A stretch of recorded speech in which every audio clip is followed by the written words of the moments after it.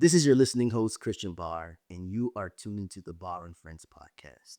On tonight's pod, we have a believer in Christ, a dreamer of dreamers, mm, server, fitness giant, I would say guru too, chat GPT enthusiast, deep thinker. And I have to say that this brother is probably one of the most, and I'm not just saying this to say this, but I'm being for real. There's very few people that are called intelligent on this earth, and he is definitely one of them. He makes people feel warm, feel safe, and I'm just so honored just to have him on episode 94 of the BNF podcast. We got my good friend JP. How are you? I definitely deeply appreciate and honor by the introduction. To let you know, it is an honor and a privilege to be here. Um, how you operate, how you conduct yourself is why I'm here. How the Lord works through you and how He's blessed you. And I pray that it grows abundantly throughout your days in your life. I'm grateful to you to offer that platform for me, everyone you offer it to have the foundation of it governed by the Lord, guiding your footsteps.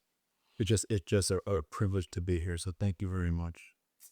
Man, better make me cry, man. No, truly, you're doing great thing. It truly is inspiration. Maybe people don't hear that enough in their lives and their days, and that's the sad thing about it. But if one thing that I do, I definitely want to acknowledge people when they're doing the right thing or when they're actually inspiring others. Your influence will go farther than you know, and the fact that you're honoring the Lord, Allah's the foundation of it. You're touching lives, influencing people far beyond your lifespan, and that's the beauty behind it as well. You're making generational moves. So that's the beauty behind it all. That's why it's like an honor to be even a fraction of a part of it. Dang, my brother. Thank you. For starters, if you don't mind sharing, give me your wildest dream you've ever had. I mean, again, usually I have about two or three per night, as I already told you. Yeah. And then sometimes I even try to choose to forget them because you feel a bit overwhelmed at times. I can't say like wildest because a lot of them are so wild, to be honest. Different realities, different like location, indices, different country, whatever it is, timelines, variations of them. Yeah. But I would go with the greatest, and at least what I deem as the greatest, and out of the countless that I've experienced. And I've told many people throughout my life that these dreams didn't happen yesterday. The one I'm telling you now have happened many years ago, but it was very impactful and quite unforgettable. So that's why I share it when people ask. And I remember I was with like 100 other people who were running for our lives. And it starts off like in terror. You're just running away, being chased. And it's like 1,000 other people chasing after us, and they seem kind of like possessed, and they're being very hostile, and very violent. And as they're all running away, I was like the last one behind. But usually, as you already know, I'm pretty quick. Most people who know me know True. and know so immediately I was thinking, I can understand if there's other people faster than me. I'm not the fastest man in the world, and not even remotely close. But I was like, for everyone, like statistically, it's almost highly unlikely for this to be the case. And that's like split second thoughts I'm processing in the dream. And as I'm thinking that, someone in the dream to the left of me says, "If you're so fast, why are you the last one behind?" And as soon as he says that to me in the dream, it dawned on me. It became lucid immediately. I was like, the only way that could be possible, truly, in this circumstance, is it's a dream. And I said, I'll prove it to you, to that person in the dream. And then I flew like several feet into the air. And then I'm hovering, looking down. I said, I knew it. The only reason I can fly right now is because I'm in the dream. So I'm looking down and I said, oh, now that I'm flying, the threat from that horde can no longer hurt me. And then this is the part that I always reflect upon. The different aspects of the human existence, and one of them being pride. In that moment, my pride got the best of me. And I remember thinking, if I had the ability to fly, had this control, why even fly away from them? I have this power, I could win, I could just take them all on. So I dropped down, they come in front of me, and like bang, the first one goes down. I was like, oh, I knew it. See, I am stronger than all this. Boom, two. And then all this overwhelming confidence and pride swells up in me. It's like three. But by the fourth one that I knocked down, one grabs me, and then the deepest terror fills your heart. It's like all the power that you've ever had, all the health, all the goodness, everything that makes you triumphant, that makes you a champion, a winner, gone in an instant. And its true terror grips you. And I remember in that moment, as I was overwhelmed with the terror, I just called out to the Lord, like Peter in the water. And the moment I called out to the Lord, the one grabbing me, hands shot down to the side, head looked towards the sky. And I was like, what's going on? Because out of the countless dreams that I've ever had or experienced, and out of the many things I can do and experienced, I've never healed and I've never purified. And that was very distinct in my mind out of the constant variations of things I've experienced. And then afterwards, the next person next to me, within like arm's reach, I was like, in the name of the Son. And then you touch that person, same reaction. I was like, oh my gosh. In the name of the Holy Spirit, same reaction. But it's like a whole army of people there. I was like, this is going to take a long time, Lord. How, like, help me to pray over all of them. So in the name of the Father, the Son, the Holy Spirit, I was like, please purify, bless all these people here. And the same reaction from the touch, every person simultaneously was purified at once. I remember staring at my hands and I was thinking, like, oh my gosh, I never felt this close to God in my life, in reality or in a dream. And then I woke up, I'm like sleeping under a canopy, only the clothes that I'm wearing, the pillow, and cover to my name.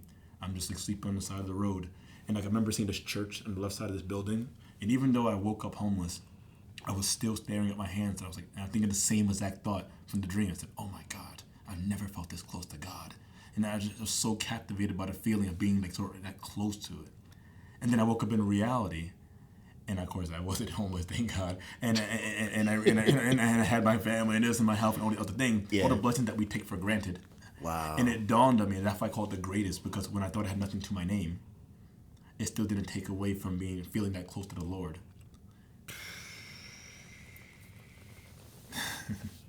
Wow, bro. That's... Whoo-wee. That one stood out. Again, I have so many throughout the time, but and they're not always necessarily always like biblical like that. Sometimes it could be you watched a show, you read a book, you saw a video, and a lot of things can influence dreams and minds. You could hear reality even when in your dreams, to be honest, as well, which I also learned. And I would learn a lot in the dream world a lot of times. And looking into it, you need people like Joseph, God-fearing men, to decipher what they actually mean. The same way that Pharaoh had all these wise men come and no one could decipher it but a true man of God. Yep. So it's like you got these brilliant individuals that are surrounding you and telling you this and telling you that. But unless it truly came from the Holy Spirit, gifting this individual to discern what it really means, that's like the true essence of it all.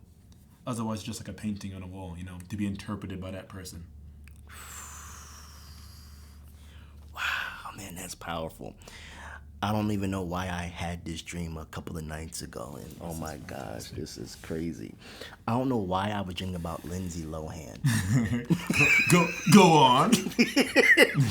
Bro, like we were in a hotel setting, and she was just having some wine, and I was just seeing her do a toast, and that was it. I don't know why that happened though, because the last thing that I was thinking about before I went to sleep wasn't even about her. But sometimes I just be having these weird and crazy dreams like that, where it's like, okay, why in the world was I thinking about Lindsay Lohan? Now, of course, I was talking about, her last movie, Freakier Friday, I think, with Jamie Lee Curtis, I think. And then, I did a little bit of more research about her, but it was like days before I had that dream. You know? So it's well, I mean, I can give you a more. I have one that's very, again, none of these are even like within like a 3 or 4 year time period. It just burned into my brain that deeply that as time went on, they became unforgettable. And the Lindsay Lohan dream, like I said before,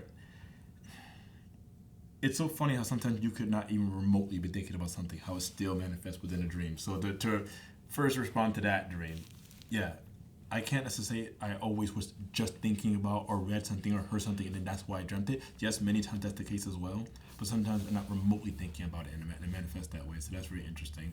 Yeah. And again, though I am literally a dreamer, I will not even dare to begin to discern where this came from, where that came from, and that's something I don't ever claim. Right. That's why I said it before. It's the same way that Pharaoh had that dream and he needed someone else to decipher it. I have many dreams, and it's up for a God-fearing man or woman to determine what it truly means. Right. And I do pray. I do wish to better understand them. And other times I do feel like I do get understanding. Right. I'm gonna say there are some dreams where like, okay, no, Lord, like, Yeah, some are a little this clear. is you. I know you're talking to me. Okay, got you. I'm gonna move this way. You know what I mean? Like there are just some dreams where you just know that okay, this is of the Lord. Okay, I'm gonna act right. This is one out of the because it could literally go on forever. The one that definitely, I guess, the greatest. At least what I consider the greatest. I definitely wanted to share with you. Another one that definitely wanted to share with you was it was like a modern kitchen, and I saw Christ. He was like ministering, preaching to like maybe like 9 or like 10 different people sitting down on the floor. He's standing over them in his robe, and he's just preaching to them. And this is like many years ago. And funny enough, there's like no words in this dream. It was all the thoughts. 'Cause he was at a distance away. I couldn't even hear what he was saying to them in this modern kitchen. It was like a big, long modern kitchen. And as soon as I realized it was Christ talking to them, a fear gripped me. You know, at that time period, even going through the scriptures, and you hear people see certain angels and fear. Like they see a holy being, even like an angel, and they'll drop down in fear. And they say, "Don't be afraid." Like you're seeing an angel, why are you so afraid? It's a holy, divine, good thing that serves the Lord, and a fear still grips you. Yeah. So like you're looking at this pure being, you're seeing God in the flesh, and I'm just like, you're not worthy. You know that whole those thoughts came to my mind, and so and again, not a word spoken. So my thought was, as soon as I saw him talking, I said, I hope he doesn't turn around and look at me. That was my thought. As he teaching us, I hope he didn't look at me. And as soon as I thought that, he turned over and looked directly at me as if he heard my thoughts. And I was like, oh my gosh, it's over. The gnashing of teeth. Right. Condemnation. Game over. My time has come. This is a great equalizer. Rich, poor, black, white, male, female. This country, that country, this timeline, death. Right. Death and judgment. You know what I mean? And I was like, this is it. And it's like, oh, fire and brimstone and all this panic attack. And I'm sitting there, literally, hand over my head, like, oh my God, this is it. I'm finished. I'm doomed. He could have get me now. And as he's walking toward me in my peripheral vision, even though my hands over my eyes, I can still see him heading towards me. As I'm panicking, completely panicking, this is it, game over, game over. Just, you know, it's like those thoughts. Think about how fast you talk in your mind too. I talk fast, but you don't really even comprehend how fast your thoughts are going in your head, even if you never speak. His hands extended towards me, and he had the most calm, relaxed face. And with just that alone, it dawned on me that all that panic and all that fear and all that judgment, everything I was going to the extremes of it all, it was me. That was my thoughts. That's everything I was placing upon myself. And he just reached his hand up to me, and I took his hand. And when I took his hand, I woke up, and dawned on me, I was like, oh, like sometimes the pressure that people put on themselves. I once saw a list of people, like top 10 fears people had or either like top 10 fears they had or regrets they had before they died. And one of them was like, they realized that they panicked or they worried more than they had to. And for human beings walking this earth, we're like, there's plenty to worry about, you know, and things of nature. We all know how Christ spoke of that, though. How tomorrow will have its own worries. And that sweet balance of, like, well, we're in this earth. And some people, you know, it's harder for others to do certain things, but we could overcome by relying on his strength. But nevertheless, we're still human. Human still in this fallen state. And that's why we still sin. He died on the cross for all our sins, but why people do what they do, operate, they try to overcome, try to better themselves, try to reach like a part where they could feel proud of themselves, see the clear growth in their actions. And I know like anyone else who's truly devoted and prayerful, it's like the best environment to be around. It could be almost infectious if when you're in an environment where God-fearing people, and if you're in a dark place, if you're in a sad place, and you even yourself, you don't go through the Word of God. You know, you don't pray. You know, you don't feel connected or you feel unworthy. You know, it's very powerful and very impactful how others affect us more than we ever know. Deliberately and inadvertently, how human beings have that kind of a smile, right, a gesture, an ear, just to be there, just to hear someone out. And not everyone has that hope. Not everyone has that person. Not everyone feels heard or appreciated or loved or encouraged. And it's sadly more common than not. And it's a blessing. So true. It's a blessing to have anyone to truly care for you. Wow, bro. Whew, man, this is getting deep already. My goodness.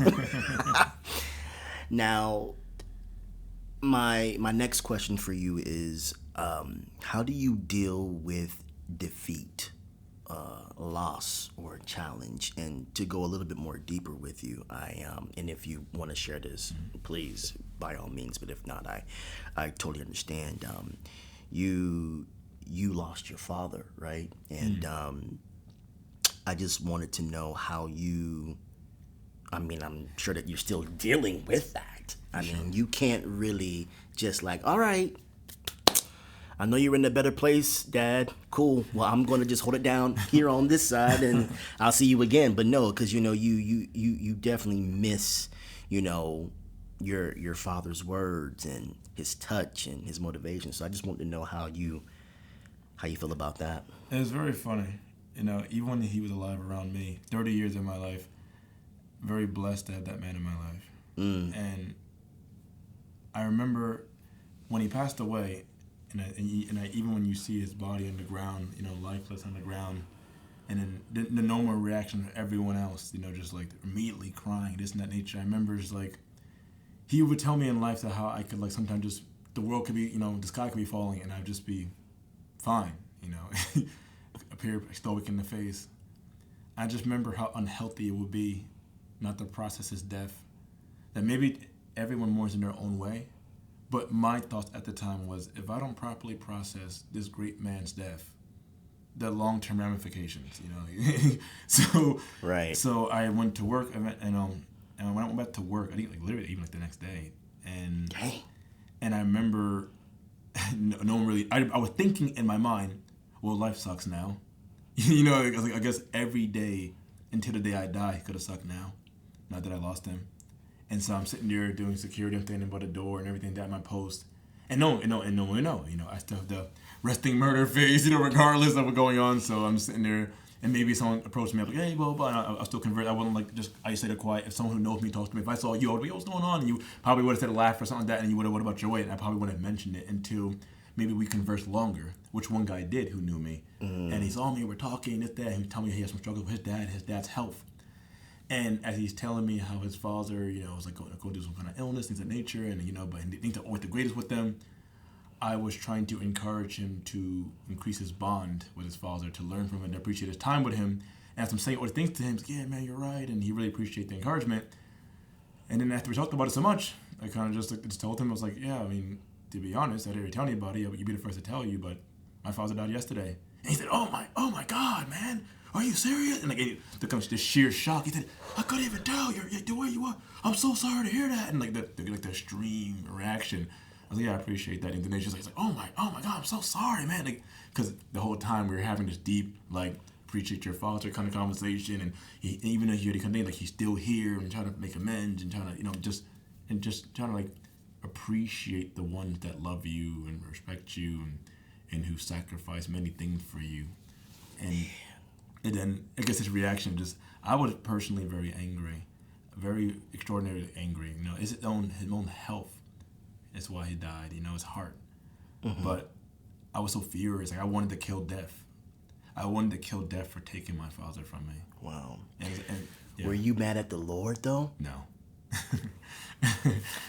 Wow. No. Because usually that's what you hear. I was so angry at God. Oh my goodness. But you were like, no. What? No, not once.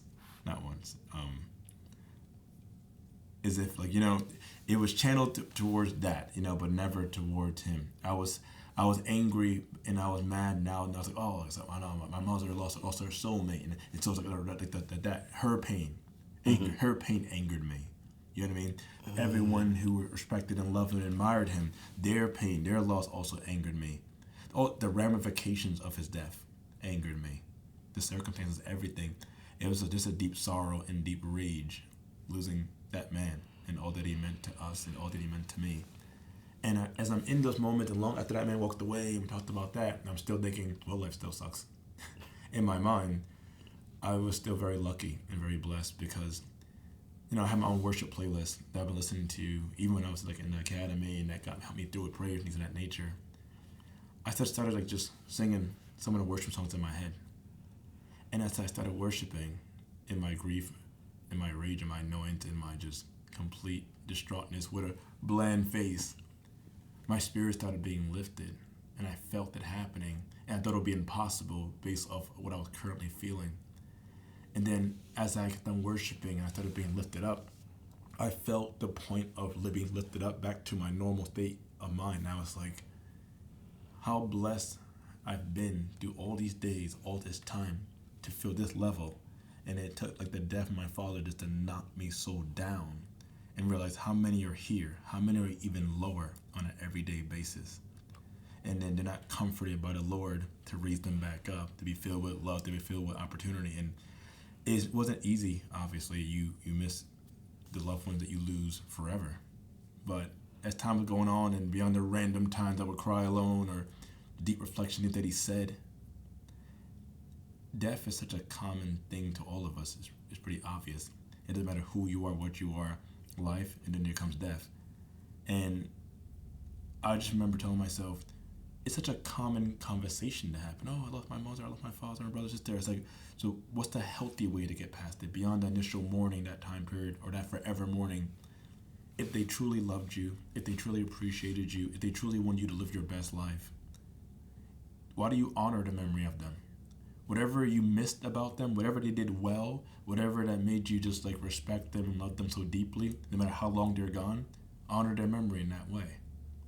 If my father, he would have said to find a place in this world. He was very much an educated man. He was very much a compassionate person, and he very much enjoyed encouraging others himself. And when I saw that whole, like, all the cars lined up, when I saw everybody in as long as the road can go, honoring this man that you called father, and who they called friend or they called brother, and this and that, it was just, you come to realize the legacy some people build or the impact of their lives on others. And even now, as I live my life, and you miss them every day, but you get better at just like truly trying to honor the memory of the ones that you've lost. I just remember saying, like, let me just be a blessing to the world. Remember, you said, like, leave the world better than when you entered it and how you received it. It's like, well, if I'm here now, even if one person is encouraged or lifted up or moved and motivated for the better, because like I've seen how the Lord could even use terrible situation and then still turn it upside down for someone's benefit. And that's where I'm at now. In my mourning and overcoming my father's death, it's try to honor his memory. If he was encouraging, if he was uplifting, if he was trying to just support people and be a good human being in this world, and he had that kind of influence in their lives, they want to do the same. I want to honor him that way. So when they say honor your mother and your father, even if he can't hear it, if they are telling you you are honoring him through your actions, that's more than enough for me to receive and know that I'm doing good on his behalf, to honor my mother, to honor my family, those around me who love and care about me.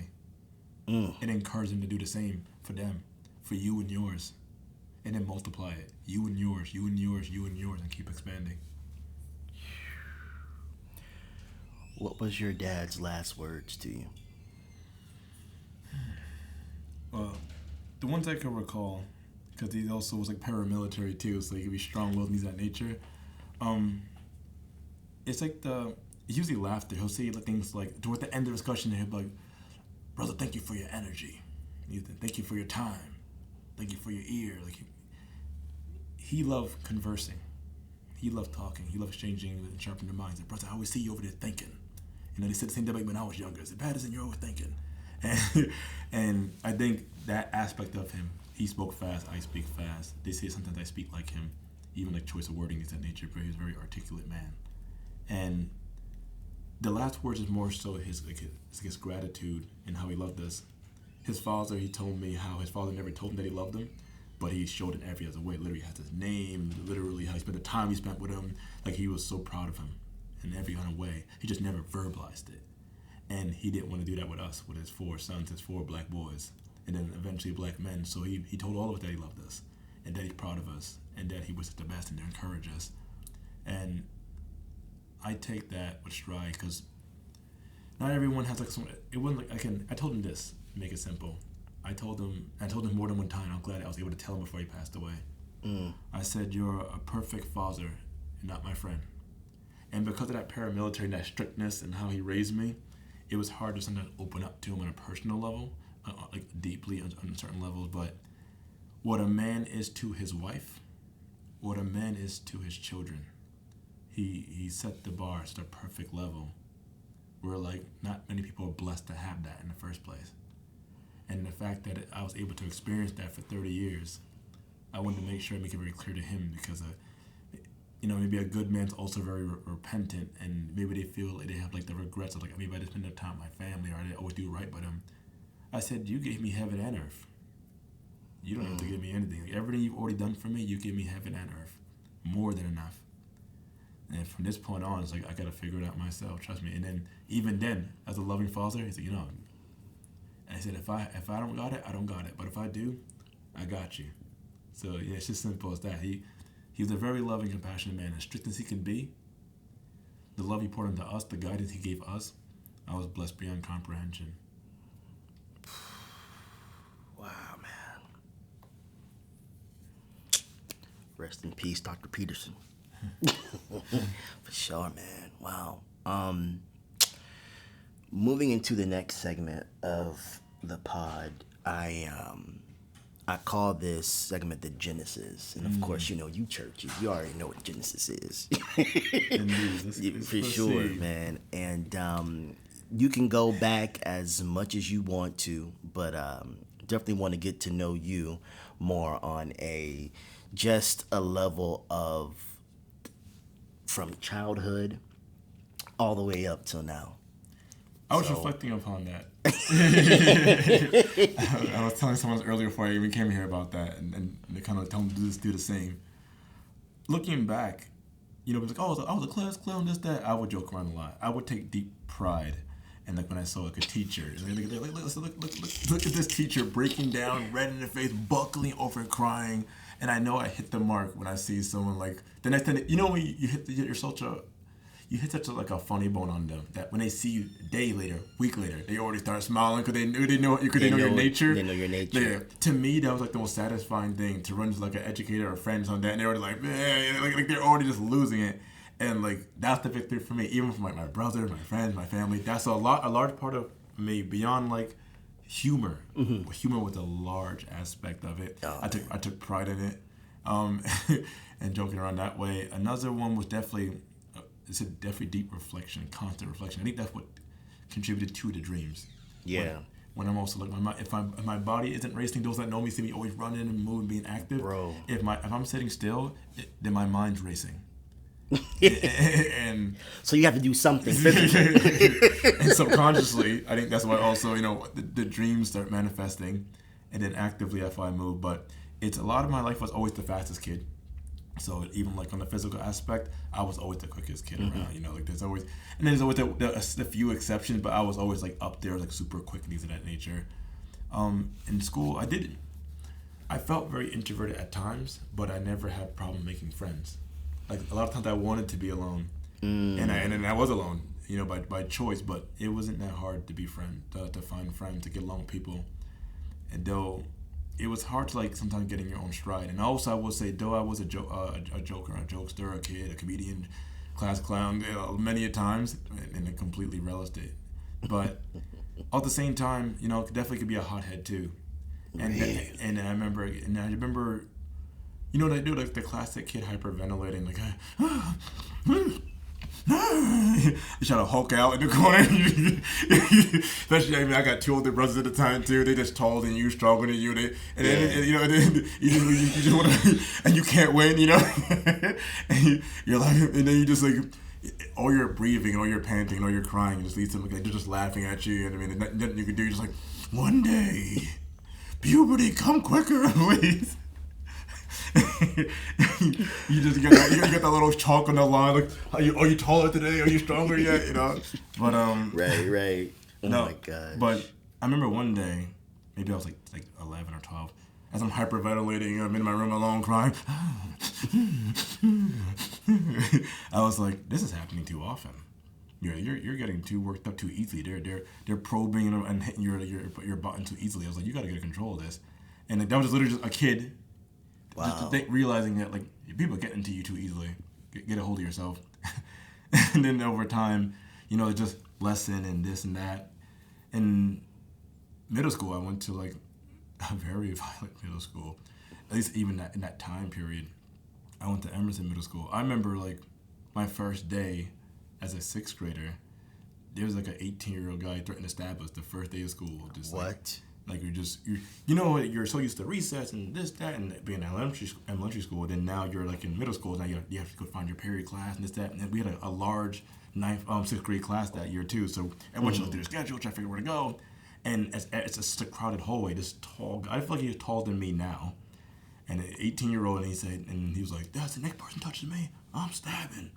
You know, and everyone, you know how Moses parted the water? Every kid, every 11, 12, 13, anything with a heartbeat clung to the wall not to get like any of his wrath. Dude. And he's feared, and we were just scared getting to the hallway. And I remember just like, Jeff and I finally found my class. Like, oh, this is my classroom. Right before I go in, I remember hearing this kid, he's like, I'm going to graduate this year, teach. And then the teacher blatantly goes, "You said that last year, remember?" And I'm always thinking, I knew I heard the stories that everyone can look back. And I was like, oh my gosh, it even happened to him. He said, "Yeah, I know, but this time for real." And he's like sitting at the front of the class. And me, whatever age I was then, I was just like, man, I hope he does graduate this time. You know, like, you know what I mean? Like I hope he does make it to time. He seems sincere. He's in the front of the class. He's trying. She's calling him out. Now I know his business. Yeah. But I'm in the hallway hearing this in the class to the right. I mean, my class to the left, the class to the right. And I'm thinking like, oh, he makes it. And then lo and behold, as he's saying that, like 4 different guys dressed in all black, calling him out, provoking him, calling it this, that, your mother's that. He's like, "No, man, I'm trying to graduate. I'm trying to pass this year." They're just, just your skeletons. Right? He's coming after him, calling him out, provoked him enough. He goes out. It's like the first time seeing someone just get rained down, fists and boots. And I'm just a kid, like, oh my gosh, right before me. He just got completely jumped. They hear security coming, runs off. His chains tore, and his tank tops tore, and I saw him punch the locker, dent the locker with his fist. I was a kid like, people could do that? Like, we could, the human body, at that time, it seemed like impossible. And like a foolish child, when I saw that, and he walked away, cursed, and they didn't get caught, they ran off, and he just left the classroom after getting jumped, so I guess he didn't get a chance to do it. I went to, like, the locker myself, and I was like, dent the locker? And I went, ding! And I was like, how did he do it? And like even that lunch, that same day, I was surrounded by like 4 different guys. I'm like trying to don't get jumped, mind your business. Right. It's a violent school. Figure it out. Survive at least the first day. Sat down. These guys like instantly surrounded me, like 4 of them, and I had my food. I look around, and they didn't say a word. And the leader looked right in my eyes for like at least 7-8 seconds without saying a word to me. And then it goes like inside. I'm like, oh, this is it. On the outside, still, even then, just stone face. He's like, "Oh, your brother's Jermaine?" I was like, "Yes." "Man, I went to school with him. He was in a class last year. He graduated." My brother graduated. He got left back. It's a very common trend. So like he's like a resemblance, and just like that, my mom started realizing the power of even not what you know, sometimes in who you know. That could have been the Lord's mercy right then and there, just watching over you. But that whole ordeal going to that school was like a fight almost every other day. And there were a lot of other 17, 16, 15, 14, in middle school. There's a lot of high school age teenagers in that school, part of the sports team. And a lot of other just more violent, embarrassing stories truly, happening in there that I was witnessing so early, from a decent elementary school that I went to like extraordinarily kind of just violent and kind of gang-filled school, which doesn't even exist anymore. Man, wow. And then high school, I was pretty blessed. My teacher recommended me to like Saunders High School. I went there as a trade school, and high school was pretty fun. I think I had a great time. I found my own clique of friends. I had a good time with that. I can't say I was stellar. I wasn't principal's list. I'm the smartest kid in school. If anything, I think I was just always just trying to just get by. I just kind of want to enjoy the experience. I enjoyed camaraderie. I enjoyed my friends. Some people like, I hate school. It's like, I hate people. It's like, when you find your people, life could be infinitely more fun and more enjoyable. And I found my people, so I had a good time. Man. And though I would still be alone. Beyond that, I think a lot of my life was simply just try to find yourself, try to understand yourself. Yeah. A lot of that. And along the way, there's not a time in my life that I can't recall believing in the Lord. So even in, from good, bad, left and right, maybe over time I've gained a different understanding, a better understanding, which I'm still a student in and far from where I'd like to be. Yeah. In understanding of it. And hopefully you never feel fulfilled in that, at least in this life. Not in this, yeah. But that foundation was always there. Hey, family, I am so sorry that the audio just abruptly cut off. We had some audio difficulties, but we were able to get most of the pod recorded. So, shout out to you, Jerrod. Thank you so much for coming on. And that concludes episode 94 of the Bar and Friends podcast. Love y'all.